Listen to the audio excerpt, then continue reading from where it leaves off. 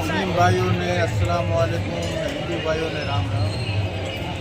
હું ઉપલેટા સૈયદ યાસીન બાપુ ઘણા વર્ષોથી ઉપલેટાની અંદરમાં મોહરમનો તહેવાર થાય છે।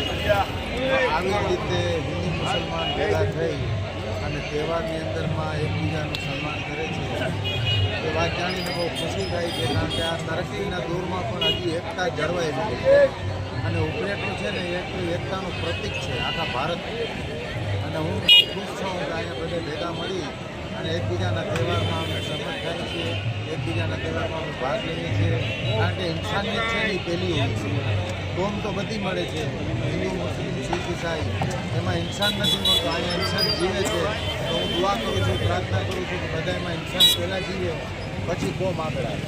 બસ એટલું મારું કહેવાનું છે અને બધા એકતાથી મળીને રહીએ અને ભારતની એક કામયાબી એનાથી છે।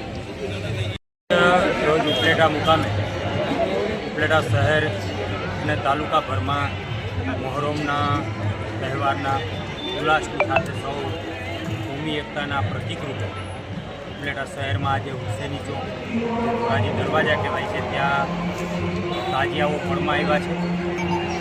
ઇમામ હુસેનની યાદની અંદર, એમની શહાદતની યાદની અંદર સમગ્ર ભારતની અંદર, ગુજરાતની અંદર આજે જે કોમી એકતાનું વાતાવરણ જે પેદા થયું છે એને કારણે સમગ્ર મુસ્લિમ સમાજ, હિન્દુ સમાજ અને સર્વ સમાજ સાથે મળી ઉપલેટા મુકામે મોહરમની ઉજવણી કરવામાં આવી છે। એની હાજરી રૂપે અહીં ઉપલેટાના સૌ આગેવાનો, રાજકીય આગેવાનો, સામાજિક આગેવાનો, સર્વ સમાજ અને મુસ્લિમ સમાજના મુસ્લિમ જે તાજિયા કમિટી છે એની સરસ મજાનું આયોજન કર્યું છે। એમને ખૂબ ખૂબ હું એમને અભિનંદન આપું છું, એમને બિરદાવું છું।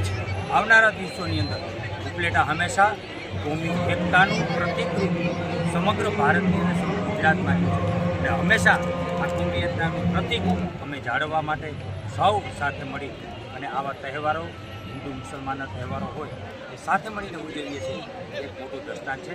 ખૂબ બધાને અભિનંદન પાઠવીએ છીએ। તમામ તાજિયાઓને, તમામ તાજિયા કમિટીને અમે ખૂબ ખૂબ અભિનંદન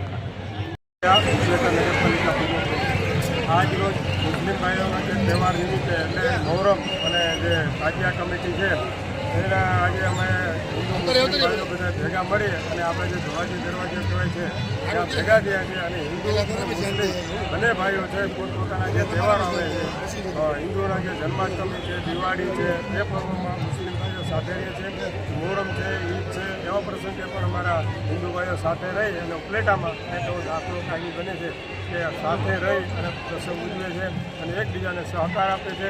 અને મારી પણ એક એવી ભાવના છે અમારે દરેક સમાજની, હિન્દુ સમાજની, મુસ્લિમ ભાઈઓની, કે આવીને આવી ભાવના કાયમી ઉપલેટામાં રહે અને હિન્દુ મુસ્લિમ ભાઈઓ એકતાથી રહે અને રહેતા આવે એવી હું પ્રભુ પાસે પ્રાર્થના કરું છું।